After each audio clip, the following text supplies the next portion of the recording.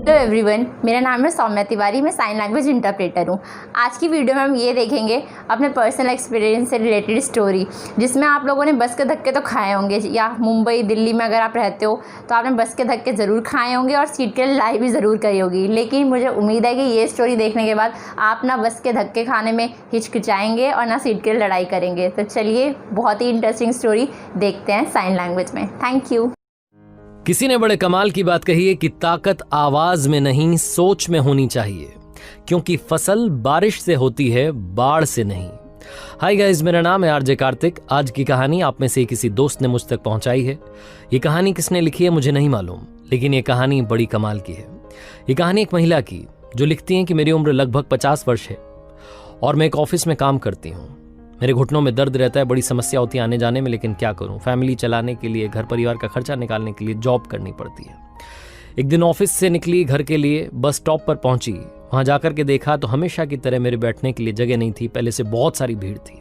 बहुत देर तक इंतजार करती रही। फाइनली एक बस आई। बस में जब अंदर चढ़ी तो देखा वहां भी बैठने के लिए जगह नहीं थी।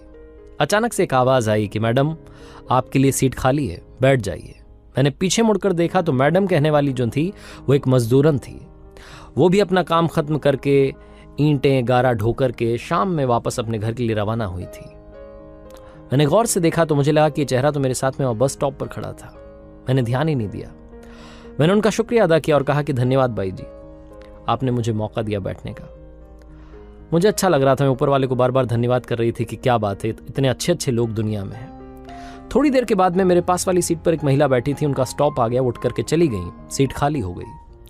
मैंने फिर से उनसे कहा कि बाई जी आकर के बैठ जाइए, लेकिन इस बार वो आकर के नहीं बैठी। सीट खाली थी। एक महिला और उस बस में खड़ी हुई थी जिनके हाथ में बच्चा था, रो रहा था। वो जो बाई जी थी उन्होंने उस महिला को सीट दे दी। थोड़ी देर के बाद में उनका भी स्टॉप आ गया, वो भी उतर करके चली गई। मैंने फिर से वो जो मजदूरन थी उनको आवाज दी, उन बाई जी को आवाज दी कि आइए बैठ जाइए। अब फिर से सीट खाली हो गई है, लेकिन वो मजदूरन एक पोल को पकड़ के धक्का मुक्की में खड़ी थी, वहां नहीं आ रही थी। अब की बार उन्होंने एक जो बुजुर्ग थे उनको भेज दिया और कहा कि आप जाकर के बैठ जाइए। वो जो वृद्ध जन थे वो आकर के बैठ गए। सीनियर सिटीजन थे, उनकी उम्र 75 से 80 के लगभग बीच रही होगी। वो आकर के बैठे। उसके बाद थोड़ी देर बाद उनका भी स्टॉप आ गया। वो भी उनको, जो बाई जी थी, उनको धन्यवाद करते हुए कि बहुत अच्छी हो, बहुत अच्छी हो, आपका धन्यवाद कहते हुए चले गए। फाइनली सीट खाली हो गई। उस बस में भी अब आखिरी स्टॉप आने वाला था, बहुत कम लोग बचे थे। मैंने उनसे कहा कि अब तो बैठ जाइए। तो जो बाई जी थी आकर के बैठ गई। फिर मैंने उनसे पूछा कि एक बात बताइए, आपने मुझे बैठने का मौका क्यों दिया? सबसे पहले आपके पास तो सीट थी, आप तो आराम से बैठी थी। उन्होंने कहा कि क्या बताऊं, मैंने आपको वहां स्टॉप पर देखा था, लग रहा था कि आपके पैरों में तकलीफ है। जब आप बस में चढ़ रही थी तब भी लग रहा था कि आप बड़े दर्द में हैं। तो मुझसे रहा नहीं गया, मैंने आपको बैठने के लिए जगह दे दी। फिर मैंने उनसे कहा कि 2-3 बार सीट खाली हुई, तब आप बैठ जाती। तो जो बाई जी थी उन्होंने कहा कि मैं बाद में बैठ जाती, लेकिन मैंने देखा कि एक बच्चा रो रहा था, उसकी माँ उसको गोद में लेकर के खड़ी थी, मुझसे देखा नहीं गया, मैंने उनको बैठने के लिए जगह दे दी। और उसके बाद में वो वृद्ध जन, वो बुजुर्ग जो कि खड़े थे, वो खड़े रहते और मैं बैठ जाती, अच्छा कैसे लगता। तो मैंने उन्हें बैठने के लिए मौका दिया, मुझे आशीर्वाद दे करके गए। तो मैंने उनसे पूछा कि आप ये रोजाना करती हैं, आज ही कर रही? तो उन्होंने कहा मैं रोजाना करती हूँ। मैं क्या बताऊँ मैडम, मेरे पास में पैसे तो है नहीं, मैं कुछ दान तो कर नहीं सकती हूँ, मेरे पास में कुछ भी नहीं है पुण्य कमाने के लिए। कभी कभी रास्ते में से कचरा उठा करके साइड कर देती हूँ, कचरा उठा देती हूँ, पत्थर रखे होते हैं उन्हें बीन लेती हूँ, साफ कर देती हूँ रास्ता। कभी कुछ मेरे पास में होता है खाने के लिए तो जानवरों को दे देती हूँ। और यहाँ बस में मैं तो कर लेती हूँ मेहनत, मुझे कोई दिक्कत नहीं है। जब मैं देखती हूँ कि ऐसे लोग जा रहे हैं जिनको खड़े रहने में तकलीफ हो रही है, परेशानी में है, तो उनके लिए सीट दे देती हूँ। ये सीट कौन सा, हमें घर लेकर के जाना है।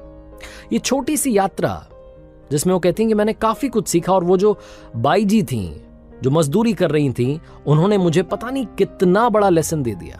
दुनिया में लोग कई बार सोसाइटी के लिए कुछ कर रहे होते हैं, लेकिन दिखावे के लिए कर रहे होते हैं। वो कहती हैं कि वो चुपचाप अपना काम कर रही थी, जितना बन पड़ रहा था, थोड़ा बहुत जो दूसरों के लिए कर सकती थी वो कर रही थी। और उन्होंने मुझे उस दिन सिखाया कि जिंदगी में आपके हाथ में जितना कुछ है, जितना कुछ आपके पास है, अगर आप वो खुशी बांट सकते हैं तो बांटिएगा जरूर। छोटी सी कहानी है, और ये बस जर्नी की कहानी हमें सिखाती है कि लाइफ में हम सबके पास में कुछ ना कुछ है जो हम शेयर कर सकते हैं। चाहे वो आपके पास में पैसा हो, आप किसी की मदद कर सकते हो, या आपके पास में कोई ऐसी चीज़ हो जो आप किसी के साथ बांट सकते हो, आपके पास ज्ञान हो जो आप बांट सकते हो। कई सारे टीचर्स हैं इस दुनिया में जो फ्री में बच्चों को पढ़ा रहे हैं। ऐसे कई सारे लोग हैं जो लगातार अपना काम कर रहे हैं बिना किसी शो ऑफ के। आजकल लोग थोड़ा सा दान करते हैं लेकिन हल्ला बहुत सारा करते हैं। ईमानदारी से अगर आप किसी की मदद करेंगे तो अपने आप ऊपर वाला आपकी मदद करेगा, क्योंकि आपको भी नहीं मालूम चलेगा कि कब ऊपर वाला बनकर आपके पास इंसान के रूप